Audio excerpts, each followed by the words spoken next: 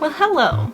Let's talk about donating plasma because I've mentioned it a lot and I've had a few questions, and actually I'm going to go ahead and pull those up right now. But I've had a couple of questions on my channel about like donating plasma and why I do it, and a little bit about like the stigma associated with donating plasma. So you know what? We're going to talk about it today because I think it's important enough that more people should understand it. And it's actually a really good thing. So let's talk about it. So let's start with the questions that I've actually received. The first one is from Melissa. I'd love to know more about plasma donation. It will be an interesting video to listen to. Okay, cool. Well, then I hope you find this helpful and I hope you find it interesting. The next one is from Mishmash Soup, and I love your handle. It's so funny. I just love it so much. And it's just curious, because in my city there is a stigma around people who donate plasma. I work in social services, and the people we see who list donating plasma as a source of income are those in federal programs, out of work, or with a history of certain addictions. This is just in my city, so it's just curiosity as to how it is perceived in your area. I know that it's a great thing to do, especially for burn victims, because of the life-saving products made from plasma. Anyway, just curious. And for those interested, they are from San Antonio, Texas. I will say there is a major stigma associated with donating plasma. I think it's because they give you money. Really, they're compensating you for your time. I feel like donating plasma is something it would be a lot easier for me to do if I didn't have, you know, like a 9-to-5 job. If I didn't have a regular pattern to my life, I think it would be really easy for me to donate plasma. As it is, I've made it fit in my routine, but I have to be like really diligent about making the appointments and like getting there. And of course, I have to go really early in the morning. So I won't say there's not a stigma, because there is. And I think, this is my personal opinion, okay? I think a lot of the locations for these centers is ideal or easily accessible to a lot of people who, you know, may be struggling financially. I think a lot of these locations, I'm just going to say it, this is probably not, you know, correct of me, but I'm going to say it anyway. I think a lot of these donation centers are located in low-income areas. We're getting off topic. Yes, there is a stigma. But I think a lot of people do it for the right reasons. And I'm not saying that like getting a little bit extra money is a bad reason. I mean, that's one of the reasons why I'm doing it. I'm not going to lie and say that I'm doing it for completely altruistic reasons. But even if like that's the only reason you're doing it is to make some extra money, a side effect of that is you're doing something good for some other people. And we'll get into that, but yes, there's a stigma, and I think it's ingrained, and I don't think it's a high priority for people to break that stigma, you know? So if people have like an idea about me because I'm donating plasma, I kind of don't care. You know, I'm living my life. It's fine. It's working for me. From, I think this is, oh gosh, Shaz NYC, Sink. I have no idea how to pronounce your handle. Can you talk about why you are donating plasma? Yes, happily, I will. I'm actually really excited to talk about it. So, to answer your question, I've got a lot of reasons. Reason number one, the extra money is helping me to pay for the obscene price of eggs right now. I was at Aldi on Friday. Aldi. Okay, this is supposed to be like a less expensive grocery store. Eggs were $6 a dozen. That's 50 cents an egg. That's insane. I didn't buy any at Aldi. Fortunately, I was not shopping for eggs because I bought eggs at Sam's Club like 2 weeks ago, and I got the big box of the 15 dozen eggs for like $62, which was still $4 a dozen, which is still obscene because I think anything more than $2 a dozen for eggs is wild. And what makes me mad about this, and I'm just going to talk about it, I'm going to go on a tangent right now. If you don't want to hear it, skip to this. My HOA will not allow me to, like a citizen of Florida. I live in Osceola County, and I'm supposed to be legally able to own chickens. If I was able in, according to my HOA, because my HOA won't allow me to have chickens. According to the county, I'm supposed to be able to have 2 chickens. Me. If I had 2 chickens, and Thomas had 2 chickens, and Anthony had 2 chickens, and Emma had 2 chickens, and Mom had 2 chickens, we would have 10 chickens. And if all of those chickens laid 1 egg per day, we would have 10 eggs per day. Chickens will eat scraps. So I don't even have to pay a lot of money to like keep chickens. But what makes me mad is my HOA won't let me have them. And I've always wanted to have chickens. My entire life I've always wanted to have chickens. And I've never owned chickens. So it's like the greatest tragedy. That's an exaggeration. It's a great tragedy in my life that I've never had chickens, and yet it would make my life so much easier and so much less expensive to go to the grocery store. So one of the reasons that I donate plasma is to help afford groceries, because groceries are really expensive right now. Another reason, this is a more important reason, another reason that I donate plasma is because I have this really wonderful friend who has myasthenia gravis, and one of her treatment options is a medication. However, that medication is made using plasma. How do you get plasma if people don't donate it, So I know that my donations, like each donation that I make, helps 2 people. And I know it's not much, but I kind of look at it the same way that I look at like growing my hair out and cutting it off and donating it to Wigs for Kids. Like, I grow hair every single day, so I might as well take care of it, grow it out, chop it off, and send it in the mail to somebody who needs it. Because, like, yes, there are great synthetic wigs, but Wigs for Kids is doing a really great thing where they never charge kids a thing for wigs. And I understand medications made out of plasma are not free. However, they still need to be made and offered to people. And they can't be made if people don't donate plasma. I make plasma every single day. So why not donate plasma? It takes me 2 hours, and that's including drive time. And I'm getting compensated for my time. So for me, it's a win all the way around. Everybody gets something. I get money, and I feel like I'm doing something good for other people. Patients who need medications are able to get those medications. Like, I'm not saying I'm single-handedly making this available to them, but I know that I'm helping. I think actually those are all of the questions, at least the ones, all of the questions that I saw about donating plasma. So let me go, because I had a note with a bunch of like frequently-ish asked questions that I'm just going to talk about. So the first question that I'm going to answer, first question that nobody asked, is what is it? What is plasma donation? Plasma donation, or plasmapheresis, is the separation of plasma from your blood. So your blood has multiple components, and plasma is one of them. So you've got red blood cells, which makes your blood appear red. And you've got plasma, which is like the liquid part of your blood. And it's like a honey color when it doesn't have red blood cells in it.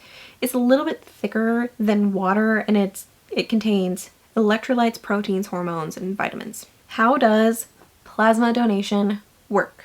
A typical plasma donation is you go in, you go through the like pre-screening process, you sit in a chair, they poke you with a needle, they hook you up to like a plasmapheresis machine, and you pump for a while. And typically you'll pump and it'll like pull blood, separate the blood, like take the plasma, and then like you'll go through a couple of cycles of this where it will like take the plasma, and then you've got blood that's going to be returned to you. Then you'll pump some more, and they'll repeat that process until you meet, the certain number of milliliters of plasma that they're going to take from you in that donation. It's not like donating whole blood. So you can donate plasma up to twice per week. When you donate blood, I don't think you can donate blood more than like once every so many weeks or months. It's wild. Donating plasma is a lot less demanding of your body. All you have to do when you're done is like rehydrate. Eat a good meal, drink a lot of water, have some electrolytes that's good for you, and you're golden, If you've got weird side effects, that's different. But for most people, when you're donating plasma, it's like really easy on your body. I've been running 3 times a week on the days in between I'm donating plasma, and I've had no side effects. We're going to go into a little more detail though. So before you donate plasma the first time, you have to pass a physical. So the way it worked for me was I made an appointment for a donation plus physical. So it's like part of the first appointment you make. And you also have to like redo the physical every year. So next January, I will have to redo the physical. But before you donate plasma, you have to pass a physical. There's several criteria you have to meet as a donor. You have to meet a certain weight. You can't be on certain medications, and there's like lots of things that they want to make sure that you're healthy, right? Like I said, this physical must be completed at the time of your first donation. So if you make an appointment, just budget a little extra time on that day. I know that my process for my physical, I think it took me an extra 30, maybe 45 minutes in addition to the hour-ish I was in the center donating plasma. Every time you return to donate after your physical on the first appointment, you will participate in a screening process. So you will have to answer some questions. Mine works like this. So when I show up to the BioLife Center, and I would give you footage, I would vlog this, except you're not allowed to film in the center. It makes a lot of sense to me. So I'm just going to talk you through it. I drive up, I park my car, I walk in, and then I scan my finger at a fingerprint scanner at a computer. And then I answer a bunch of questions about my health, reviewing a risk poster, any questions about receiving tattoos or vaccinations, taking medications, how I'm feeling, have I had any side effects since my last donation, etc. Once I complete that questionnaire on the computer, I scan it again with my finger to confirm, that I'm done. And then I go wait in a little bitty line, and then I go to one of the technicians. So what happens here is they want you to roll up your sleeves, and they want you to show them your arms. And what they're doing here is they're looking at your donation sites. So Mom went once and she had a great big bruise on her arm over here. So they made her donate with the other arm. So they're just trying to make sure that your donation sites are healthy and you're good. They will give you a finger stick, and they'll draw a teeny tiny sample of blood from your finger. And then they put that little tiny plastic tube in the centrifuge. Then they take your temperature and your blood pressure just to make sure your temperature's good, you don't have a fever, your blood pressure's good, it's not too high or too low. They weigh you, I think, to help determine how much plasma to take from you. I'm not entirely sure if that's true or not. And then if you pass all of those criteria, they will send you to a chair in the donation center. And I have to say, I love these chairs because you're not sitting in a chair like this. You're not sitting upright. You're kind of laying down, but it's like a scoop shaped chair.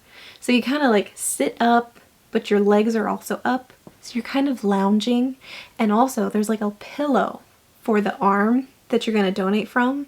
And I always donate out of my right arm. It's not my preference, but that's where the good vein is. So I just kind of lay there with the pillow under my arm, and it fits perfectly into the chair. I love these crazy chairs.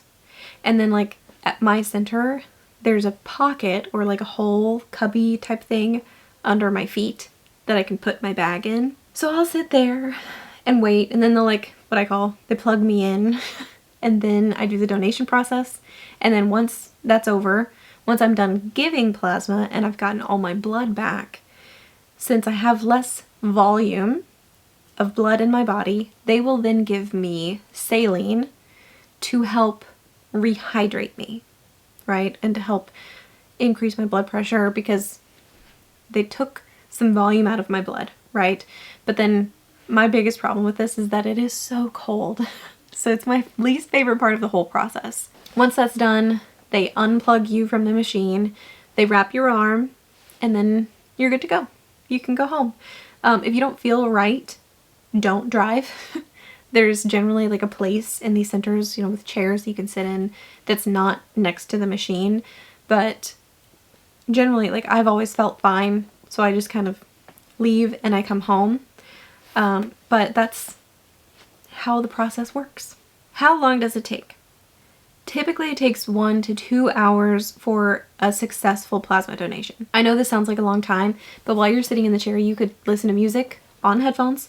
You could watch a movie or a TV show or a YouTube video. You could watch TikToks.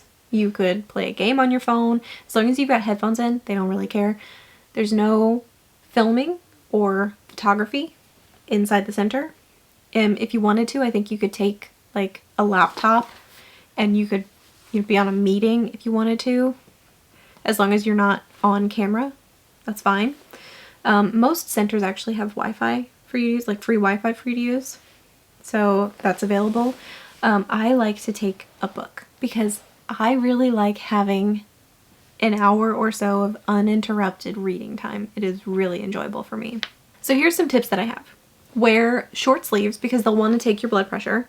I have a type of shirt that I bought at Target like several years ago. They probably don't have them anymore, but it's like a mock neck ribbed shirt and the sleeve comes to my elbow, which is really nice. And so it keeps me warm because it's ribbed. So the fabric is like a little bit more insulated than, you know, a normal shirt.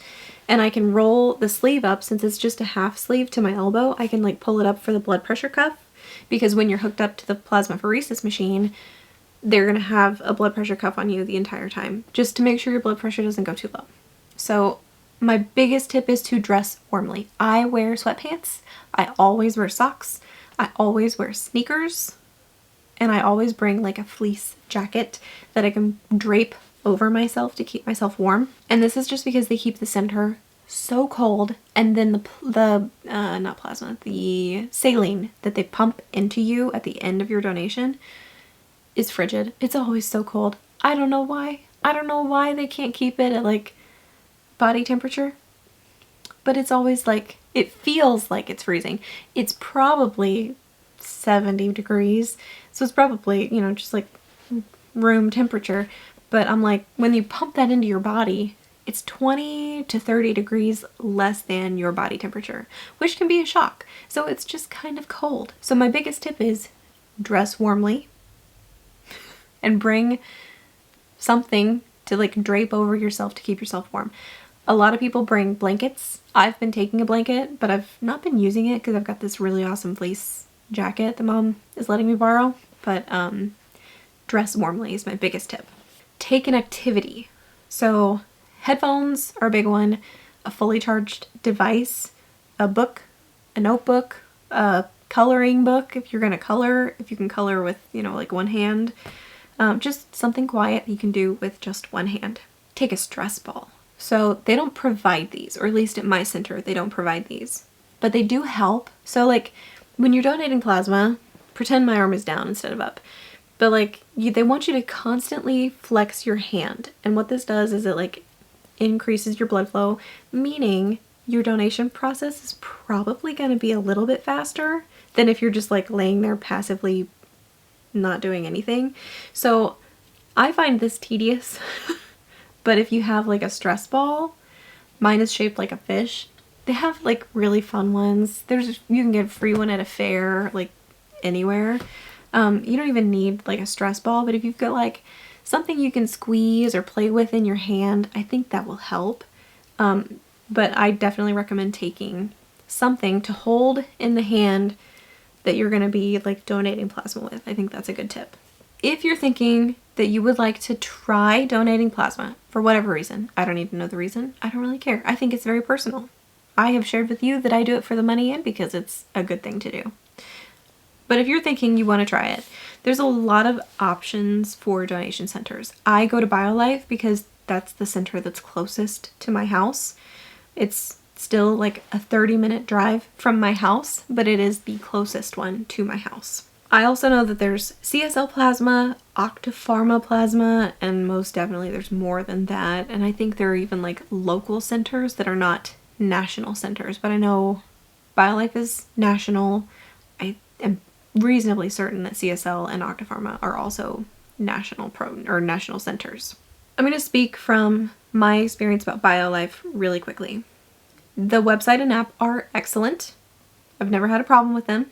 There is a rewards program in addition to the compensation. They pay you a certain amount of money for each donation, and if it's your first time, or if it's your first time in a long time, first time they call it a new donor bonus, and that's just like your promo, so they'll give you, say, $800 for the first 8 donations, or for a lapsed donor bonus, like this last one that I did, the last 8 donations that I did, since I had not donated in a while, they were like, please come back. We will give you $750 for 8 donations that are completed within, a certain amount of time.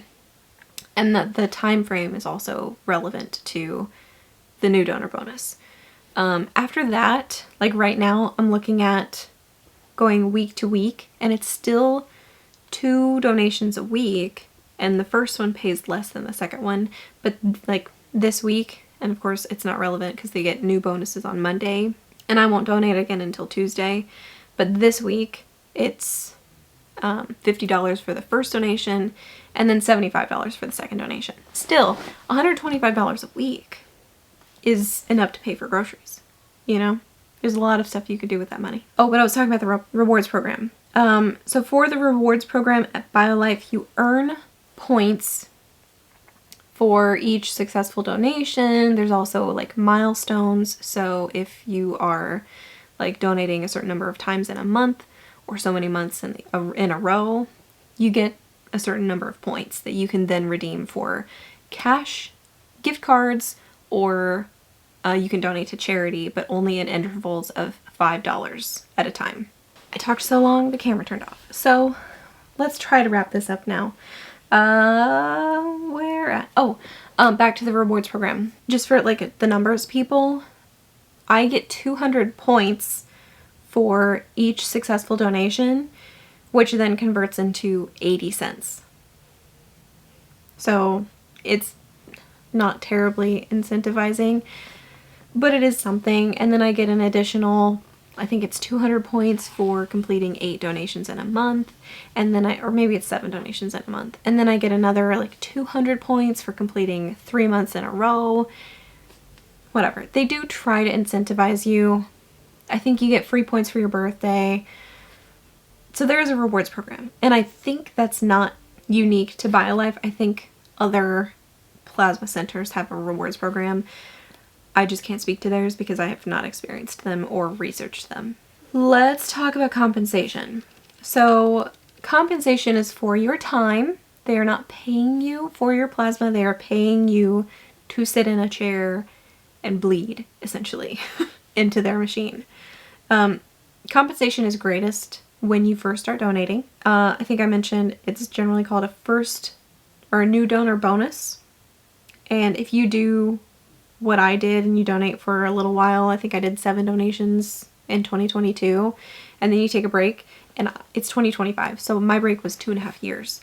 So if you take a long break, you might be offered what they call a lapse donor bonus, which is like a major incentive to return.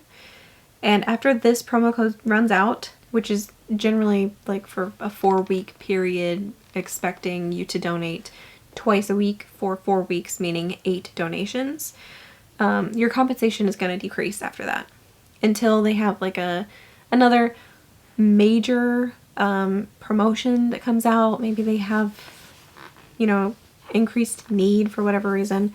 So right now I'm looking at $125 a week. I'm still looking at it as being $25 an hour that I don't have to like do anything for. It's passive income for me, and that's including drive time. So if you would like to give this a try, if you would like to try donating plasma, and if you're interested in getting me a little bonus, I have what they call a buddy coupon or a buddy link or something, and I'm going to put that in the description box.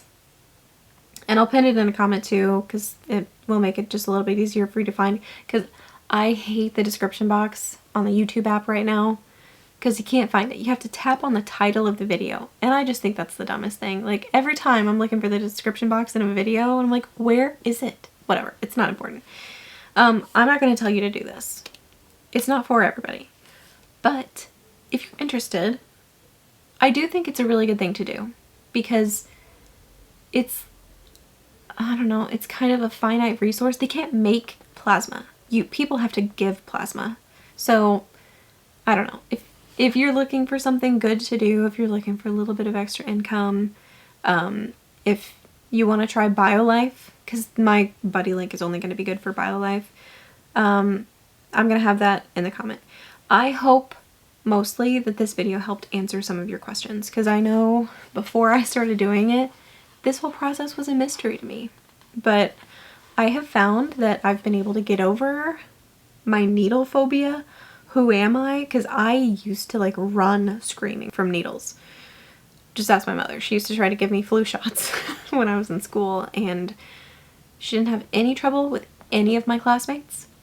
She would come and she would like inject the entire school with the flu vaccine, and I would be the one person making the scene. It was ridiculous. I'm embarrassed now thinking about it, but like getting over my needle phobia was not something I expected to come out of this, but I've managed to do it. I still don't like them, but I can sit in a chair for $25 an hour to read a book, you know? So anyway, I do hope this video helped answer some questions you may have had about the plasma donation process. But if you have any more questions, don't hesitate to leave those in a comment. I will do my best to answer them. But I think that's going to be it. I've talked for a while.